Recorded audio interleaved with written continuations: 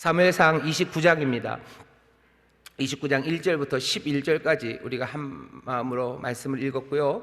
그리고 설교의 제목은 아슬아슬하고 과감하고 신실하고 라는 제목으로 말씀을 나눌 겁니다. 아슬아슬해요. 그리고 과감합니다. 그리고 신실합니다. 누구 얘기인지 아시겠죠? 다윗 이야기입니다. 다윗의 삶이 아슬아슬합니다. 하지만 또 다윗은 과감하게 움직여요. 아슬아슬하다는 게 뭐죠? 위기가 있는 거죠. 위기가 있습니다. 아슬아슬한 건 위기가 있는 거고요. 위기가 있다는 건 약하다는 겁니다. 브라질 대표팀이랑 국가대표 축구팀이랑 우리 인천 순복음교회 축구 대표팀이랑 붙으면 한 개도 아슬아슬하지 않아요. 하나도 아슬아슬하지 않아요. 브라질 팀이 아슬아슬하겠습니까? 아슬아슬하지 않아요. 그러니 그 사람들은 뭐 과감할 필요도 없고요. 뭘 또 신실하게 믿음으로 뭘 해야 될 필요도 없습니다. 하지만 얘기가 거꾸로가 되면 다르죠. 약한 사람들은 늘 아슬아슬해요.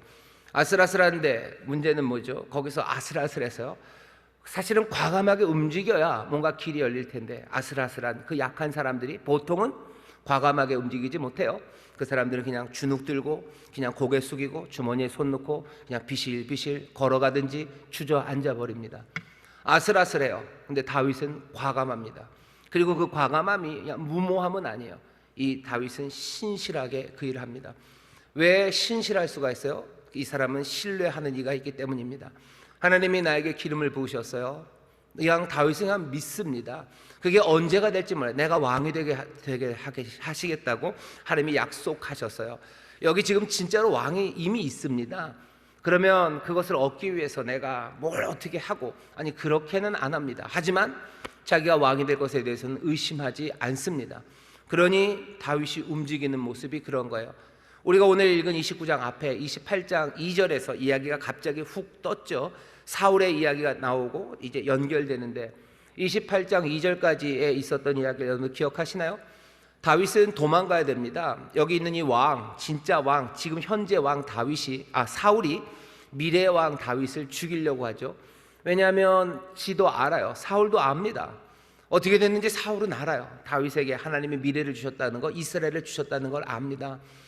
그러면 그냥 인정하고 받아들이면 되는데, 하나님을 신뢰하면 되는데, 하나님이 모든 것들이 합력하여 선을 이루게 하실 거야. 그래, 나를 왕으로 세우셨으나 이제 나에게 실망하셔서 다윗을 왕으로 세우셨다면 하나님의 그 뜻은 이루어질 거고 나는 그 뜻을 따라가면 돼요. 그냥 다윗에게 왕위를 주든지 아니면 내가 죽고 나서 네가 왕이 되는 거다라고 이야기를 하든지 뭘 그랬으면 되는데, 다 사울은 다윗을 죽이려고 합니다. 광기죠. 막 미친 사람처럼 다윗을 쫓아다녀요. 자기가 할 일도 하지 않으면서 다윗을 죽이려고 쫓아다니던 그 사울입니다. 사울이 뭔가 조금 이제 마음이 돌라져서 내가 너 이제 쫓아다니지 않을 거야 라고 갔지만 다윗은 그것을 믿을 수는 없죠. 왜? 약하기 때문에 그래요. 강한 사람은 그냥 믿을 수 있습니다. 하지만 약한 사람은 늘 의심할 수밖에 없어요. 그죠? 자칫하다간 큰일 나는 거예요. 자칫하면 큰일 나는 거예요. 주머니에 돈이 두둑하면 여기서 공짜로 뭘 준다는 거 할 때도 그냥 먹을 수 있어요. 그래요? 그러고 먹습니다. 하지만 가난한 사람은 누가 공짜로 준다고 해서 먹을 때마다 마음에 의심이 생겨요. 이게 진짜인가? 사울과 다윗이 헤어졌지만 다윗은 이제 더 이상 안 쫓아도 사울은 더 이상 쫓을 생각이 없을지라도 다윗은 계속해서 의심해야 됩니다. 그러니까 결국은 도망가는 거죠. 이스라엘 땅에선 살 수가 없어요. 그러니 망명을 하는데 갈 수 있는 곳은 블레셋입니다. 이스라엘과 블레셋은 앙숙처럼 싸워요. 그냥 힘이 대등합니다. 어쩌면 블레셋이 조금 더 셀 때도 있어요. 그렇지만 사울이 이 블레셋으로 도망간 다윗을 쫓아갈 수는 없죠. 다윗은 결국 적국의 나라에 망명을 가서요. 거기서 뭐 하는 거예요? 그 나라 왕, 블레셋 왕, 가드 왕 아기스를 섬깁니다. 아기스를 섬겨요. 아기스를 섬기기 시작하는데 이게 만만한 일은 아니죠. 이게 쉬운 일이 아니죠. 다윗은 그런 일을 하면서 살아갑니다. 시글락이라는 땅 하나를 얻어요.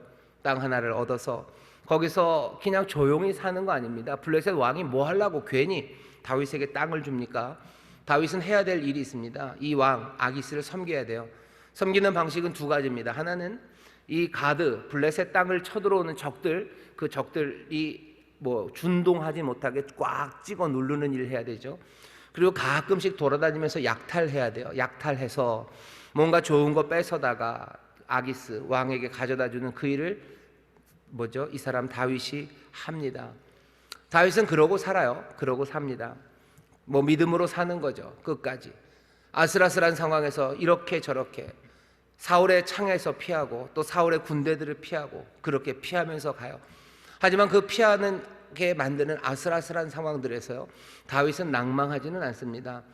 심지어는 자기와 함께한 사람들은 몽땅 다 낭망한 사람들이에요. 삶이 깨져버린 사람들, 쫓겨난 사람들, 빚진 사람들, 삶이 황폐해진 사람들, 환난당한 사람들 600이 다윗과 지금 함께 다닙니다. 그런데도 다윗은요, 삶을 포기하지 않아요. 절망하고 주저앉지도 않고 그냥 아예 생 도둑놈이 되지도 않습니다.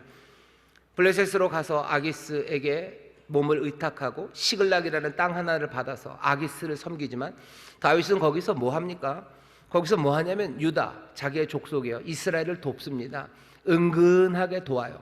유다를 힘들게 했던 그 옆에 있는 부족들이 있어요. 걔네들 가서 때려주는 거죠. 걔네들 가서 때려주고 거기서 먹을 것 갖다가 다, 아니면 거기서 보물들, 아니면 중요한 것들 걔네들 거 다 뺏어다가 블레셋 왕에게 가져다 주는 거예요.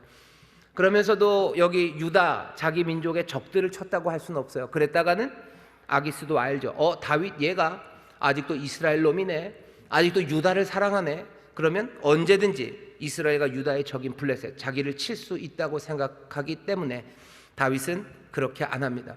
다윗은 뭐라고 그러냐면요, 유다를 쳤다는 거예요. 유다의 친구들, 이스라엘의 친구들을 쳐서 그 유다의 남쪽이라고만 얘기합니다. 애매하게 말하면서요, 내가 이스라엘 사람들 내 동족의 거 뺏어온 거라고 아기스에게 가져다 줘요. 아기스는 마음을 탁 놓죠. 이제 다윗은 완전히 돌아선 거예요. 완전히 이스라엘의 배신자가 됐으니 다윗은 이제 절대로 이스라엘로 갈 수 없어요. 그리고 다윗이 좀 잘합니까? 뭐 약탈에다가 자기한테 가져다 주죠. 자기 나라를 힘들게 했던 여러 부족들을 다 찍어 눌러주죠. 그러니 시간이 갈수록 아기스는 다윗을 점점 신뢰합니다. 이 신뢰를 쌓는데 오래 걸리지 않았어요. 거기 27장에 보면 뭐라 하죠? 1년 4개월입니다. 1년 4개월 만에 아기스의 그만큼의 신뢰를 받는 사람이 다윗입니다.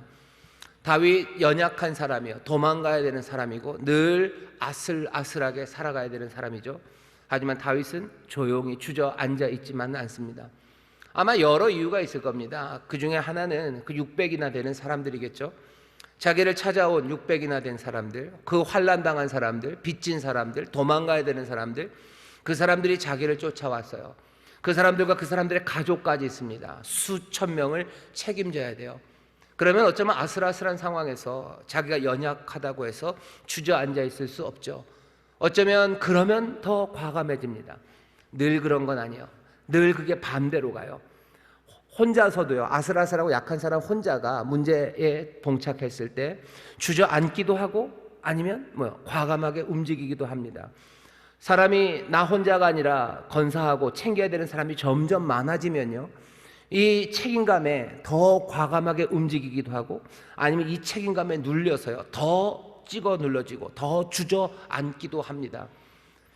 이게 그러니 누가 더 있다고 해서 항상 좋은 방향으로 과감하게 가는 건 아니지만 과감하게 움직이기 시작할 수 있는 동력이 될 수 있어요. 이렇게도 갈 수 있고 이렇게도 갈 수 있습니다. 근데 다윗은요, 한 번도 이 아슬아슬하고 약한 상황에서 이리로 내려가지 않습니다. 아니, 이리로 내려가는 경우가 있더라도요, 다시 일어서서요, 과감하게 움직여 가기 시작합니다. 그게 다윗이에요. 다윗은 그런 사람이에요. 어떻게 그렇습니까? 마지막 하나죠. 하나님의 약속, 그것을 믿기 때문이에요. 내일이 있다는 걸 믿어요. 하나님이 날 왕을 세워주신다고 하셨어요. 그게 정말로 무슨 10년 후가 될지 아니면 몇 달 후가 될지 보이지가 않아요. 사울이 언제 끝날지 몰라요. 아니, 또 사울이 끝나고 나면 바로 내가 왕이 된다는 보장도 사실은 없어요. 내가 여기 가 있는 동안에, 그죠? 내가 블레셋에 가 있는 동안에 사울이 어떻게 죽고 다른 사울의 아들들이 왕이 된다면 난 또 기다려야 될 겁니다. 언젠지는 몰라요. 하지만 다윗은 분명히 하나님이 나에게 기름 부으시고 나를 이스라엘의 왕으로 세우셨으니 나는 그 약속을 믿어요. 나는 그러니 이 약속에서 벗어나서 살 수 없어요. 블레셋에 갔었어도요, 그냥 블레셋 아기스를 그대로 섬길 수는 없습니다. 내가 블레셋 왕 아기스를 섬기는 사람이 되었었어도 이스라엘과 싸우고 이스라엘에게 해를 줄 수는 없습니다. 왜? 나에게는 내일이 있기 때문이에요. 나는 그날 주께서 나를 이스라엘 왕으로 세우실 그날을 나는 믿기 때문에요. 내 삶의 길은 갈 수 있는 길이 있어요. 그리고 갈 수 없는 길이 있어요. 차마 피할 곳이 없어서 아기스에게, 블레셋 왕에게 가긴 했었어도요, 내가 이스라엘을 때려줄 수는 없어요. 아슬아슬한 삶을 사는 사람입니다. 하지만 그 가운데서도 다윗은 늘 과감하게 움직여요. 그리고 신실함, 하나님의 약속을 믿기에 그 사람이 걸어가야 되는 길은요, 늘 악한 길, 아니면 실망스러운 길, 죄악된 길이 아니라 그 어려움 가운데도 삐짓고 의를 찾아서, 그리고 또 소망을 찾아서 그렇게 달려가는 사람입니다. 다윗이 뭐 천사 같은 사람은 아니에요. 절대 천사 같은 사람 아닙니다. 얼마 전에 설교했죠. 다윗은 순둥이가 아니라고.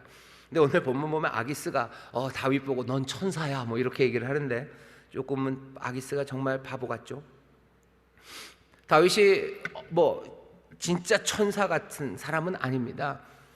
화도 있고요, 분노로 막 화가 나면 그냥 다 죽이겠다고도 하고, 또 뭐죠, 거짓말도 좀 잘하고, 뭐 이것저것 우리가 봤을 때 이 사람 봐라 싶을 만큼 그런 모습이 다윗에게 있습니다. 하지만 다윗은 그 연약한 가운데도요, 과감하게, 그리고 끝까지 하나님을 신뢰하면서 걸어가야 되는 그 길을 계속해서 헤치며 나아가는 거예요.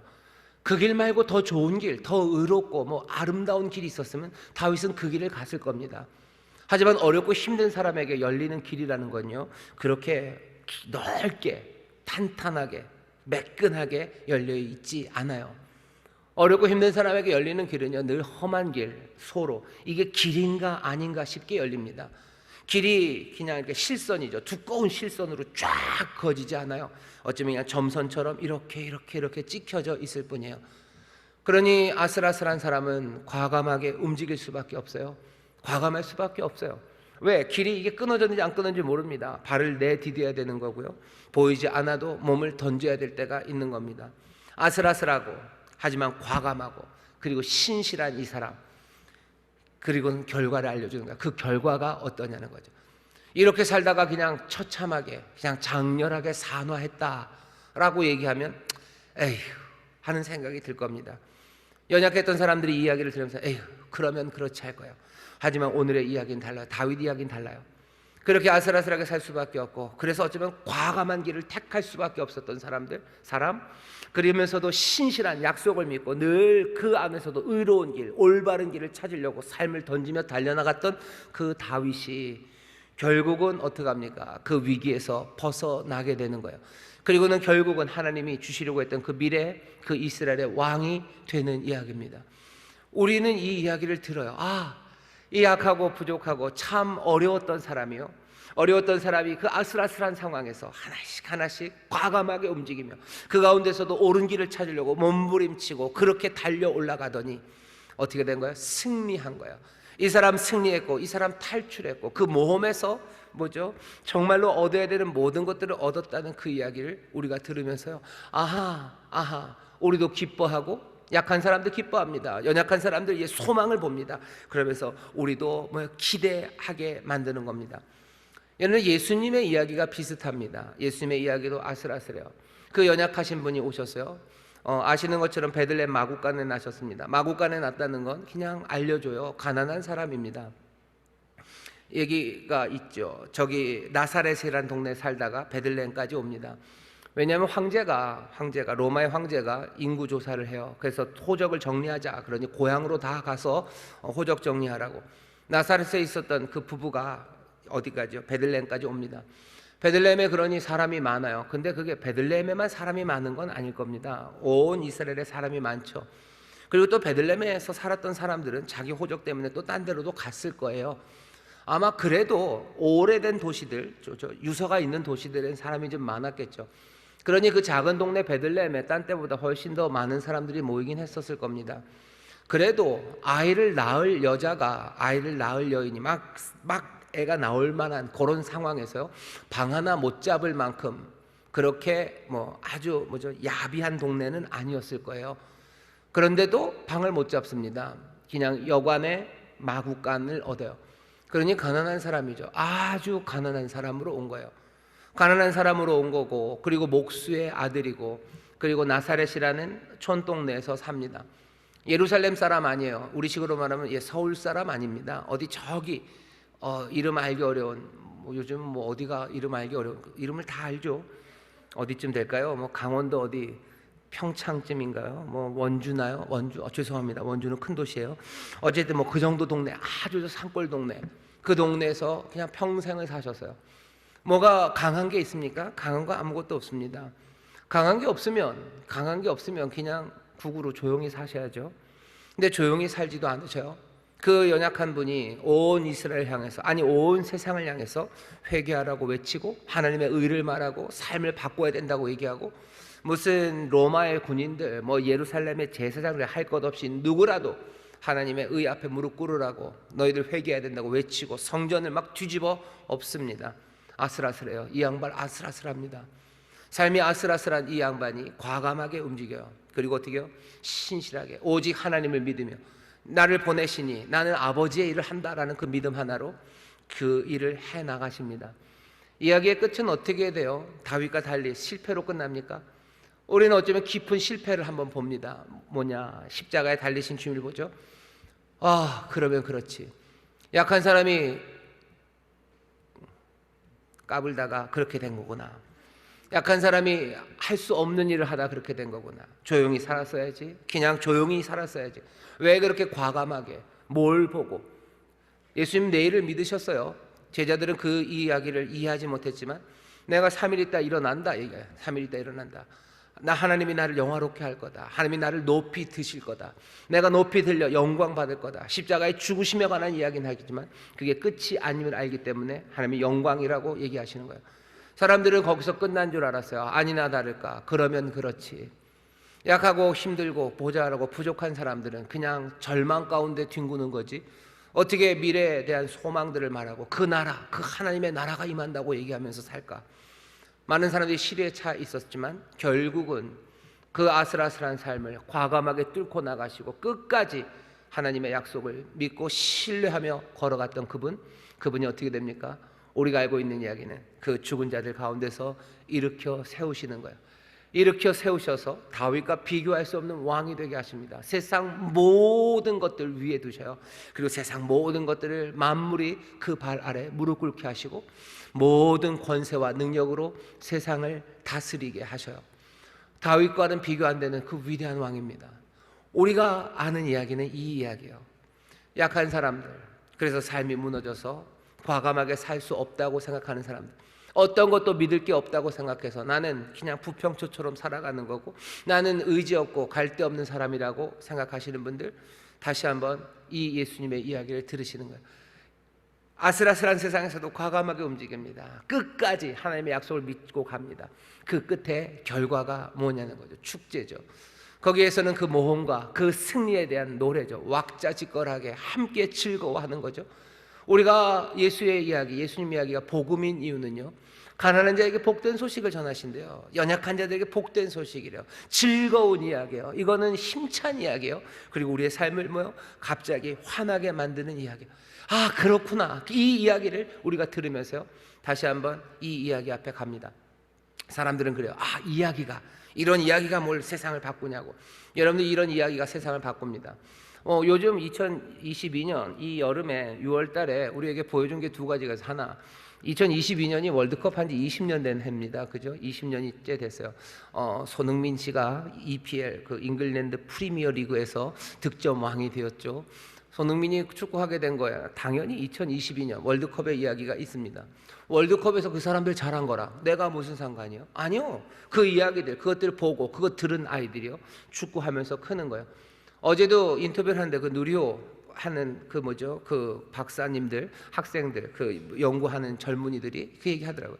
누리호 전에 그 쏘는 거, 그거 보면서 자랐대요. 그거 보면서 나도 저거 만들겠다고. 아니, 그 옛날에 어렸을 때 그거 쏘는 거, 그거 하나 본 거, 그게 내 삶에 무슨 상관이 있어요? 그 얘기 본 게 나랑 상관이 있습니까? 아니요, 상관이 있습니다. 내가 예수님의 이야기를 듣고 복음 이야기를 들은 게 나랑 무슨 이야기가, 그거 본 게 내 삶을 바꾼다? 아니요, 바꿉니다. 누리호 하나 쏘아 올라가는 것이요, 그 삶들을 바꿔내요. 그 축구 경기 하나가요, 많은 사람들의 삶을 바꿔내요. 예수님이 이렇게 아슬아슬한 세상에서 아슬아슬하게 하지만 과감하게 믿음을 가지고 그렇게 사셔서 부활하시고 승리하셨다는 이야기가요, 지난 2000년간 수백만 아니 수천만 수십억의 사람들의 삶을 바꿔내는 거예요. 오늘도 우리는 그 이야기 앞에 나와 있는 겁니다. 다윗의 이야기를 보셔요. 다윗의 정말로 어려워요. 어떻게 보면 매끈하지 않아요. 속이죠. 자꾸 속이고 아기스 속이고, 또 아기스는 바보처럼 속아 넘어가고, 또 블레셋 방백들은 아기스보다 훨씬 더 노련한 것 같아요. 다윗 이걸 어떻게 믿냐고, 1년 반 1년 4개월 그거 했다고 어떻게 믿냐고, 얘가 확 총불이 뒤집을 수 있다고. 아주 노련한, 그리고 영악한 그런 블레셋의 방백들, 이런 여러 가지 일들 가운데서요, 다윗이 살아가고 또 자기의 꿈과 그리고 하나님의 약속을 향해서 걸어나가는 그 길은요, 늘 매끈하지는 않아요. 조금은 속여야 되고, 조금은 연기도 해야 되고, 조금은 약간 뻥을 치는 것 같기도 하고, 그렇게 하지만 그 모든 것 가운데서 정말로 다윗은 이스라엘을 향하여 의로운 사람이에요. 이스라엘 향해서 악을 행하지 않았어요. 이스라엘 향해서 죄를 짓지 않았어요. 블레셋에게는, 아기스에게는 좀 못할 듯 한 겁니다. 그럴 수밖에 없어요. 왜? 점선, 연약한 사람이기 때문에 그래요. 이 실제라는 게 그렇습니다. 여기 있는 이 다윗의 이야기는 우리에게 주는 무슨 도덕적인 이야기 아닙니다. 다윗이 처음에 기름 부음 받을 때부터 그랬어요. 사무엘이 다윗에게 기름 부으러 갈 때부터 거짓말하고 갔었죠. 지금 왕이 서슬퍼렇게 살아있는데 내가 다른 왕에게 기름 부으러 간다, 그건 말이 됩니까? 너무 위험하죠. 그러니 사무엘이 어떻게 거짓말했어요. 제사 지내러 간다. 그러고 가서 했어요. 처음 시작서부터 그랬어요. 다윗이 점점 걸어가는 길에 오늘 이 이야기에서도요, 얼마나 잘 속아 넘겼습니까? 여기서 다윗 이 사람 나쁘다. 맞아요. 잘못한 거예요. 잘못했어요. 하지만 다윗이 범죄했느냐? 아기스 왕이 계속해서 다윗을 변호해 주죠. 다윗은 죄가 없다. 다윗은 죄가 없다. 좀 슬퍼요. 이 사람 불쌍합니다. 다윗은 죄가 없다고, 죄가 없다고. 얘가 얼마나 충성스러운데 계속 얘기를 해줘요. 근데 아기스는 좀 반만한 거예요. 사실은 자기에게는 잘못한 게 맞습니다. 아기스에게는 죄가 있어요, 다윗이. 하지만 다윗이 정말 죄가 없는 건 이스라엘 앞에는 죄가 없어요. 블레셋에 간 것도 사울 때문에 간 거예요. 물론 블레셋에서 가서 시글락에서 했던 일들이 다윗 자신의 유익을 위한 거죠. 자기의 안전을 위해서 그 일을 한 겁니다. 하지만 그 일을 하면서요, 이스라엘, 자기의 민족에게 절대로 해가 되는 일은 하지 않아요. 오히려 그 자기 민족에게 도움이 되는 일, 유익이 되는 그 일을, 위험을 무릅쓰고 그 일을 합니다. 그 일을 하기 위해서 속이기도 하는 거예요. 모든 것들이 다 그렇게 안 하고 길이 없습니까? 다윗의 이야기, 그 길이 없는 것 같아요. 없습니다. 그 길이 참 만들어지기가 어려워요. 그러면 어떻게 해야 됩니까? 오늘 이야기가 계속해서 알려주는 거죠. 다윗이 걸어갔던 삶, 그 현실을 너네들이 보라는 거예요. 그럼 우리 거짓말해도 됩니까? 그렇게 생각하면 너무 단순해요. 누구만큼? 아기스만큼 단순합니다. 그렇게 단순한 문제는 아니에요. 하지만 내가 이 아슬아슬한 상황에서 정말로 주저앉지 않고 과감하게 나가는 길에 정말로 참된 유익을 어디다 줄 수 있는지 그거 보면서 걸어가라고 얘기하시는 거죠. 예수님 상도 막 뒤집어 엎으셔요. 채찍으로 째리기도 하셔요. 막 야단도 치시고 화도 내십니다. 화 안 내고 하는 길 없습니까? 상 없지 않고 하는 길 없습니까? 아니, 그런 길이 없으셨나 봐요. 아주 뭐라 그래야 될까요? 힘이 많은 사람들은 참 살기가 쉽습니다. 항상 위에 있는 사람들은 아래에 있는 사람들과 살 때 살기가 쉬워요. 그냥 매끄럽죠. 늘 좋은 이야기 할 수 있고요, 늘 열심히 하라고 얘기할 수 있어요. 하지만 약한 사람들은요, 그러기가 어렵습니다. 그러니까 소위 말하는 기성세대가 젊은 사람들한테 그러면 안 된다고 말하기는 쉬워요. 하지만 젊은 세대가 그러지 않기는 정말 어렵습니다. 정말 어려워요. 그러면 이제 어른들이 그러죠. 나 때는 안 그랬다 그러면서, 아니요, 잘 생각하면 당신 때도 그러셨을 거예요. 당신 때들도 말 안 듣고, 그죠? 그냥 위에 있는 사람들은 훅 지시할 뿐이에요. 지시하고 명령합니다. 지시하고 명령하면 돼요. 하지만 아래에 있는 사람들은 그 지시와 명령이 훅 내려오는 것처럼 그렇게 쉽게 그것들을 이루어낼 수가 없어요. 뻐걱뻐걱 하면서 하는 거죠. 뻐걱뻐걱 하면서 하려니 소망 없이는 그 일을 할 수가 없습니다. 모든 사람이 그래요. 소위 말하면 중견기업쯤 된다고 칩시다. 중견기업이 자기 아래에 있는 하청 받는 그 업체에다가는 그냥 쭉쭉 지시를 내리면 돼요. 하지만 자기 위에 있는 대기업에게는 자기도 하청을 받아야 돼요. 뭐 하는 거예요? 소망을 가져야 되는 거죠. 소망으로 그냥 뻐걱뻐걱 그거 맞춰가고 여기에서 뭔가 좋은 일이 있기를 계속 바라는 거예요. 아래에 있는 사람들에게 지시할 때는 뭐 소망을 가지고 하지 않아요. 그냥 쭉 내려오는 거죠.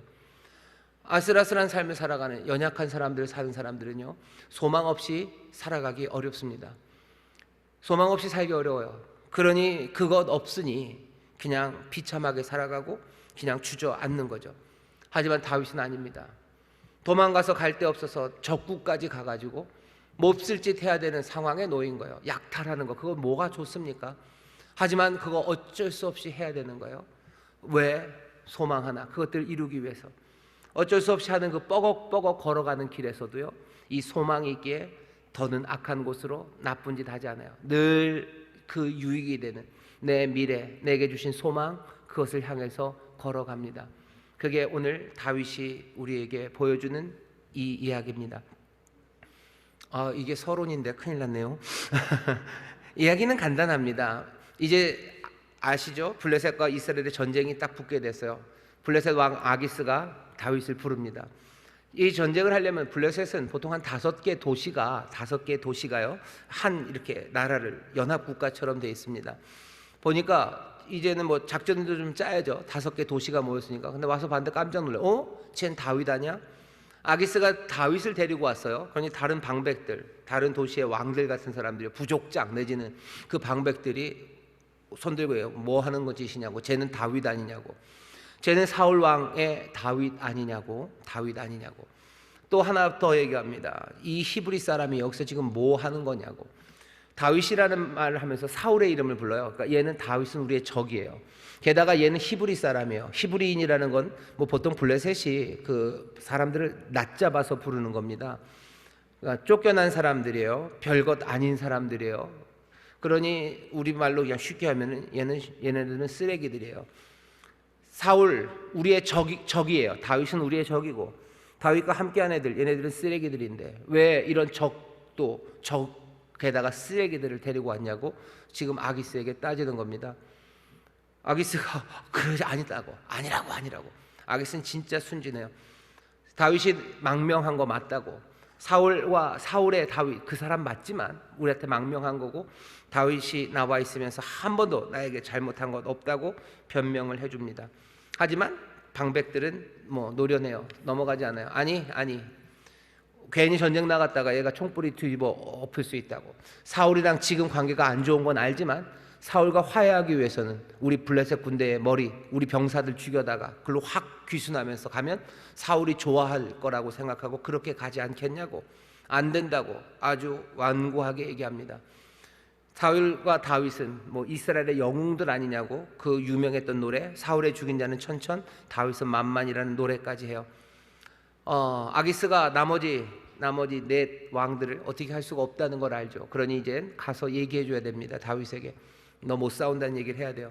그 얘기를 하면서도 얘기합니다. 여호와께 맹세한다. 여호와의 이름을 막 들먹여요. 어쩌면 다윗의 하나님 뭐 존중 뭐 이런 걸 보여주는 거죠. 여호와께 맹세한다 그러면서 뭐 너 나에게 정직했다고 얘기해요. 너 나에게 정직했다고. 그 얘기를 듣는 우리는 그건 아닌데 아기스 너 잘 뭘 모르는구나. 정직하지는 않아요. 이 칭찬이 어울리지 않는 거 압니다. 알아요. 우리도 압니다. 여기 이 사무엘상을 쓴 사람이요 완전히 거짓말쟁이가 아니에요. 다윗을 당연히 좋게 말하고 싶죠. 그럼 이야기 다 싹 빼면 돼요. 싹 빼면 누가 합니까? 근데도 이 이야기를 그대로 다 놔줘요. 왜? 인생이 그렇다는 거예요. 속이고 싶지 않은 거예요. 연약한 사람이 살아가는 길이 뭐 믿음을 가지면 모든 것들이 다 길이 열려서 그냥 에스컬레이터로 타고 올라가듯이 쫙 올라가고. 아니 삶이 그렇지 않은데 그렇게 쓸 수 있습니까? 성경은 굉장히 정직해요. 그리고 굉장히 현실적이에요. 연약한 사람이 살아가려면 어쩔 수 없어요. 부딪힙니다. 어쩌면 살짝 누구를 속여야 될지도 몰라요. 나쁜 일 맞아요. 나쁘지만 그렇게 합니다.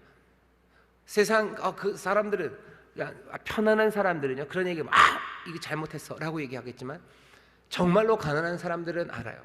사람이 비굴하면 안 되죠. 비굴한 삶은 안 되죠.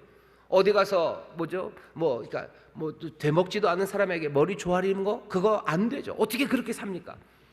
하지만 연약한 사람은 압니다. 정말로 못돼 먹은 사람, 정말로 존경하지 않는 사람 앞에서 가서도 머리를 숙여야 된다는 것을 알아요. 그게 좋지 않아요. 그게 아주 멋진 것 아니에요. 매끈하지 않습니다. 하지만 그렇게 해야 된다는 걸 알아요. 하지만 다윗은 그렇게 하면서도 그 비굴함에 굴러 떨어지지 않아요. 오히려 그냥 어떻게 보면 가지고 놀고 있어요. 아기스를 가지고 놀아요. 과감해요. 지금 막 움직여 갑니다. 아기스가 정직하다고 너 나와 함께 전쟁에 갔었어야 되는데 이 방백들이 안 된다고 그런다고, 미안하다고, 네 잘못은 아무것도 없으니까 너 그냥 돌아가라고. 다윗이 그 이야기를 듣고 아싸 그러는 거죠. 아싸. 아닐 수도 있습니다. 다윗이 뭐라고 그래요? 억울하다는 거죠. 다윗은 또 억울하대요. 나는 충성했는데 왜 그러시냐고. 대단한 연기력입니다. 다윗이 얘기해. 나는 충성했다고, 전쟁에 못 나가서 너무너무 실망스럽다고, 그러면서 붙이는 말이 주 왕의 원수와 싸우지 못하게 하시니까, 내 주 왕의 원수와 내가 싸웠어야 되는데 내가 싸우지 못하는 겁니까? 라고 실망하며 돌아갑니다. 사람들이 여기서 애매하게 다윗이 얘기했다고 얘기를 해요. 왕의 원수, 당신의 원수가 아니라 그냥 왕의 원수예요. 아기스는 당연히 이 왕이 자기인 줄 알죠. 자기의 원수. 그러니까 이스라엘과 싸우지 못한 게 원통해서 또 다윗은 가는구나. 사람들은 이 왕이 아마도 다윗은 사울을 얘기했을 거라고. 사울의 원수, 그러니까 블레셋과 싸우지 못한 것, 그것을 안타까워하며 돌아간 거라고 그렇게 이해를 하고 싶어 합니다. 아마 그럴 가능성이 충분합니다. 어쩌면 다윗이 전쟁에 나가겠다고 했을 때도 기회를 봐서 이 블레셋 방백들이 염려했던 것처럼요, 그냥 총뿌리를 칼을 돌려 잡았을 수도 있어요. 애매하게 말한 걸 보면 그렇습니다. 내가 왕의 원수와 싸울 수 있었는데, 내가 이 기회에 그냥 블레셋을 어떻게 해버릴 수도 있었는데, 어쩌면 그런 마음들이 있었을 수도 있어요. 명확하진 않습니다. 하지만 우리는 다윗이 움직여가는 모습들을 봐요. 주눅들지 않습니다. 그리고 하나씩 일을 해가요. 오늘 이 말씀은 짧습니다. 이 짧은 말씀에 하나님이 어떻게 하셨다, 하나님이 다윗과 함께 하셨다, 이런 말은 여기 없습니다. 18장 같은 데 보면요, 거기는 아주 분명하게 말해요. 여호와께서 다윗과 함께 하셔서, 여호와께서 다윗과 함께 하셔서. 근데 오늘 29장에는 여호와께서 다윗과 함께 하셨다는 분명한 말이 없어요. 하지만 그 말이 없어도 29장을 쭉 읽어가면 우리는 그냥 알아요. 하나님이 다윗과 함께 하시는구나. 하나님이 다윗과 함께 하시는구나. 이 모든 것들이 다 뭘 위해서요? 다윗의 미래를 위해서 움직여가고 있구나. 하나님께서 다윗을 통해서 이스라엘에 주시려고 했던 그 미래는 어떤 것으로도 부인될 수도 없고 어두워지지도 않겠구나 하는 것들을, 이 이야기가 지금 말하는 것처럼 노골적으로 쓰지 않아도요, 이 이야기를 쭉 읽어보면 그것들을 우리가 보게 됩니다. 하나님의 뜻이 꺾이지 않겠구나. 하나님이 사랑하는 백성들에게 주시려고 했던 그 미래가 절대로 어두워지지 않겠구나. 모든 것들이 다 다윗을 위해서 움직여가는 것, 그게 보입니다. 어려운 상황에서도요, 하나님의 뜻은 타협되지 않아요. 다윗을 왕으로 세우시려고 했으면 다윗을 왕으로 세우실 겁니다. 그 길이 어렵고 힘들어도 줄어들지 않아요. 그거 굽어지게 하지 않으셔요. 늘 가장 좋은 것으로 앞으로 나아가게 합니다. 우리의 삶 가운데 모든 것들이 합력하여 선을 이룬다는 이야기, 로마서 8장 28절의 말씀을 여러분들 마음에 새기셔요. 하나님의 약속은 정말로 신실한 약속이에요. 하나님이 하신 약속 반드시 이루어 가십니다. 하나님 우리에게 미래를 주신다고 약속하셨습니까? 그러면 분명히 그것들 이루어 가셔요. 하나님을 사랑하는 자, 곧 그 뜻대로 부르심을 입은 자, 그 뜻이 뭐예요? 우리를 의롭게 하시고요, 그래서 우리를 영화롭게 하시겠다고 하셨어요. 그 뜻대로, 그 뜻을 위해서 부르셨어요. 하나님 우리를 의롭게 하실 겁니다. 그 뜻을 어떻게 이루어 가실 거예요. 하나님 우리를 영화롭게 하실 거예요. 어떻게 영화롭게요? 세상의 다른 영광이 아니라 그리스도의 영광, 그 영광에 참여하는 그리스도의 영광, 그 영화로움으로 우리를 채우실 거예요. 그 뜻대로 부르신 자들에게는 뭐 한다고요? 모든 것들이 합력하여 선을 이루어 가게 하십니다. 그게 오늘 이 말씀에서 다시 한번 보는 거예요. 아슬아슬한 거, 가슴 떨리죠. 이 다윗을 보면서도 가슴 떨려요. 이 어려움을 어떻게 벗어날까? 사실은 다윗의 삶만 보면, 다윗의 삶만 그런 거 아니에요. 우리가 우리 주변에 있는 사람들, 아니 나 자신을 봐도 내 삶이 아슬아슬하시죠. 아슬아슬하시죠. 어떤 분들은 훨씬 더 아슬아슬하신 분이 있으세요. 이번 한 달, 그리고 다음 달, 이번 한 달 이게 어떻게 될까요? 다음 달 뭐죠? 그 돈 내야 되는 거, 원리금 이자는 낼 수 있을까? 대출을 연장해 주기는 할까? 아니면 뭐 이거 버틸 수 있을까? 건강의 문제로 아슬아슬하신 분들이 있어요. 내 건강 회복될까? 이 수술이 제대로 잘 될까? 아슬아슬하죠. 아슬아슬함으로 삽니다. 오늘 여기 우리가 아슬아슬한 사람들, 다윗을 봐요. 아슬아슬한 우리 이웃들을 봐요. 그리고 아슬아슬한 나를 봅니다. 아슬아슬하게 사시는 분들, 여러분들 이 이야기를 보세요. 그리고 이 이야기에서 움직이는 과감한 사람을 보세요.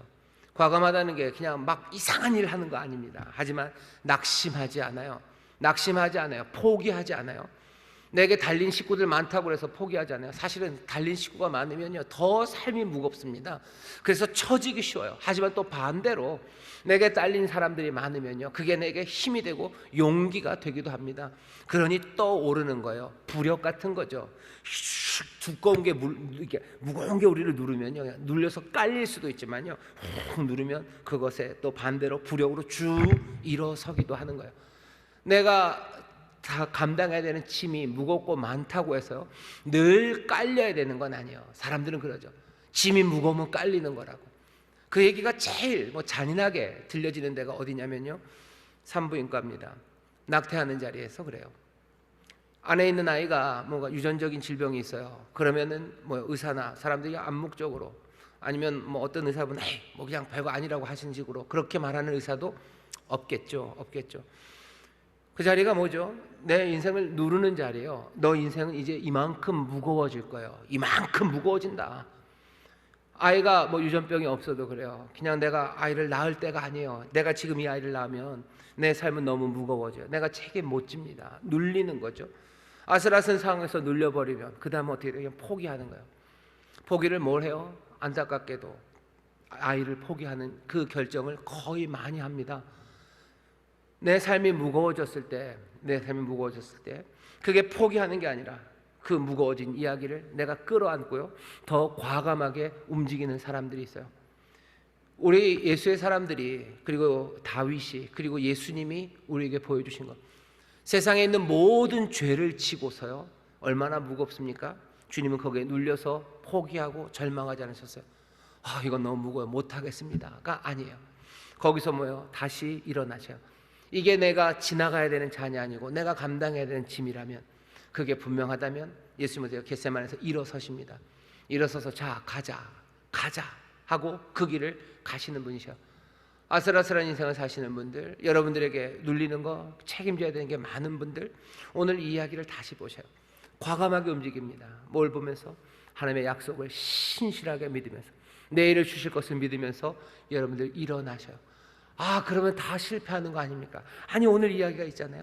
아니요, 하나님께서 모든 것들이 합력하여 선을 이루게 하셔서 이 이야기를 보니 어때요? 어두워지지 않을 것 같아요. 절대로 이것들이 부인될 수 없을 것 같아요.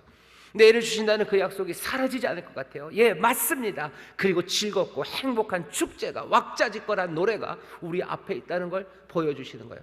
그러니 일어나셔요. 고단한 몸들 추스리며 일어나시고, 내게 주어진 짐들, 그것들을 지고서 과감하게 움직여 가세요. 어떻게 하면서? 하나님을 신뢰하면서 약속을 붙잡고 움직여가기 시작하는 겁니다. 축제가, 그리고 기쁜 찬송이, 그리고 아름다운 잔치가 우리를 기다리고 있는 줄 믿습니다. 이 말씀을 여러분들 기억하시고 서로 격려하시기를 주의 이름으로 축원합니다. 주의 이름으로 축원합니다. 마지막으로 딱 한 가지만 더 얘기를 하죠. 여기 아기스가 3번이나, 이건 꽤 유명한 얘기입니다. 아기스가 3번이나 다윗이 무죄하다고 그래요. 왕이 통치자죠. 통치자가 다윗이 무죄하다고 3번을 말합니다. 여러분들 복음서에 보면 누가복음에서도 그렇고 요한복음에서도 그렇고 빌라도가 예수님을 무죄하다고, 이 사람은 죄가 없다고 3번씩이나 얘기를 해요. 꼭 3번씩 얘기합니다. 아기스도 여기 다윗이 무죄하다, 죄 없음을 알아요. 하지만 사실은 따지고 보면 다윗은 죄가 있습니다. 그죠? 블레셋에 죄가 있어요. 빌라도도 여기 예수님을 향해서요, 죄가 없다고 얘기해요. 하지만 사실은 원래 시스템 안에서 예수님은 빌라도 그리고 로마에 죄가 있습니다. 왜? 예수님은 어떻게 보면 가장 근본적인 반체제 인사예요. 로마의 나라를 대신해 하나님의 나라가 이 땅에 오고 로마의 통치가 아니라 하나님의 통치가 이루어져야 된다는, 사실은 온 제국을 몽땅 다 뒤집어 엎는 사람, 그 사람 맞습니다. 로마가 정말로 로마에 반역하는 사람을 찾았다면 제대로 찾은 거예요. 무죄하지 않습니다. 로마식으로 말하면, 자세히 보면 정말로 반역자가 맞아요. 우리가 이 땅을 살아가면서 우리가 세상에서 무죄로 살아야 되는 거 맞습니다. 세상의 권력을 존중해야 돼요. 무죄로 살아야 돼요. 하지만 사실은 여러분들 세상에 대해서 여러분들은 아주 심각한 유죄인 사람들입니다. 여러분들 세상의 공중 권세자분 그리고 세상의 모든 주관자들과 싸우는 사람들이에요. 혈과 육에 관한 싸움은 아닙니다. 하지만 분명히 싸워요. 우리는 세상에서 죄 없는 사람, 그쵸? 아주 좀 더 뭐라 해야 되나? 착하게 살아야 되죠. 착하게 살자. 하는 사람들 말도 잘 듣고 이상한 세상에 나쁜 짓들 안 하며 살아야 돼요. 하지만 여러분들은 근본적으로 세상에 대해서 유죄입니다. 그것도 국가에 대하여 아니면 세상의 권세에 대하여 몽땅 다 뒤집어 엎으려는 여러분들은 반역자들이셔요. 여러분들은 반역자들입니다. 너무 염려하지 마셔요. 예수님도 그런 분으로 사셨어요. 십자가의 길을 간다는 건 왜 세상을 반역하며 살아가는 길입니다. 반역이라고 해서 너무 이상한 사람으로 보지는 마셔요. 어떤 반역입니까? 세상에 뭐냐면 그 절망에 대한 반역이요. 세상의 그 악함에 대한 반역이요. 세상이 우리의 자녀들을 숨 못 쉬게 하는 것, 그것에 대한 반역이에요. 욕심으로 살라고 하는 것에 대한 반역입니다. 세상은 죽음이 지배한다고 얘기하는 것에 대한 반역이야. 아니라고. 그것 아니라고. 하나님의 은혜가, 우리 아버지가 주시는 선물이, 그리고 그 약속이 우리 세상을 살아가게 하는 거라고. 세상이 말하는 통치의 그 명령들, 그 지시들, 그 모든 것에 우리는 그것에 대해서 안타까운 소망으로 거기에 대답하려는 사람들이 아니고요, 오히려 하나님을 믿는 그 소망 안에서 세상을 향해 다스리는 사람들이 우리들입니다. 왕으로 우리를 삼으셨다 그랬어요. 그리스도와 함께 그 백성들이 다스린다고 하셨어요. 나라와 나라가 지금 맞붙어 있는 곳입니다. 내 삶이 이 땅에서 정말로 예수 그리스도 이 삶, 아슬아슬하지만 과감하게 믿음으로 살아가는 사람들 속에 살짝 그 생각을 가져다 주셔요. 나는 세상과 지금 싸우는 사람이에요. 어쩌면 세상에 대해서 나는 유죄일 겁니다. 왜? 나는 세상을 부인해요. 그리고 오히려 하나님의 나라를 인정하고 하나님의 나라에 대해서 아멘이라고 말하는 사람들입니다. 그 삶으로 우리를 부르셨어요. 여러분들, 그 동지가 여러분들입니다. 그 동지가 여러분들이요. 별로 동지하고 싶지 않으신가 본데요. 동지, 동무 뭐 이러면 좀 무섭죠. 동무 뭐 이러면 그 일에 우리를 하나님이 그리스도 안에서 하나로 부르셨어요. 세상에 복이 될 거라고 그것이 분명히 믿습니다. 그래야지 좋은 세상이 올 거라고 믿어요. 그래야 내 자녀들과 내 사랑하는 이웃들, 그 모든 사람들이 더 행복한 세상이 될 거라고 믿어요. 그러니 우리는 세상에서 어쩌면 예수님이 실은 빌라도는 무죄라고 하지만 실은 유죄인 것처럼 우리가 이 땅에서 무슨 범법자로 살진 않지만 사실은 이 세상에 대해서는 반대하는 사람들이 우리들입니다. 왜? 하나님의 나라가 이 땅에 임하기를 믿기 때문이에요. 그 삶으로 여러분들 즐겁게 노래하고 또 그 삶으로 서로 격려하시고 또 서로를 위해서 기도해 주시고 서로가 힘이 되어 주시는 여러분 되시기를 주의 이름으로 축원합니다. 주의 이름으로 축원합니다. 여러분들 무서우신 분들이십니다. 무서우신 분들이시요. 하나님의 나라가 임한다는 것, 세상을 바꿔낼 무서운 분들 여기 계신데요. 성령님이 그 능력으로 충만하게 하셔서 이 활기찬 과감한 이 믿음의 삶을 살게 하실 줄 믿습니다. 기도하겠습니다. 하나님 감사합니다. 즐거운 이야기를 우리에게 듣게 하셨습니다. 어렵고 힘들고 연약해서 삶이 늘 아슬아슬하지만 주눅들고 주저앉지 않고 한 걸음 한 걸음 과감하게 하나님의 약속을 믿으며 나가는 사람들, 거기에 주시는 승리, 그 모험에서의 온전한 아름다운 결과들, 그 결과들을 보게 하시니 주여, 이제 우리도 주저앉지 말고 연약하고 약하다 할지라도 정말로 믿음으로 과감하게 일어서서 하나님의 뜻이 이루어지기를, 하나님의 약속이 이루어지기를 서로 격려하며 달려나가는 우리 모두가 되게 하여 주옵소서. 거기에 끝에 하나님 찬송과 노래가 있게 하시고 정말로 축하와 그리고 잔치가 벌어지게 하실 줄 믿사오니 주여, 우리 모두가 다 기쁨으로 그 잔치에 앉게 하여 주옵소서. 감사드리며 예수님 이름으로 기도하옵나이다. 아멘.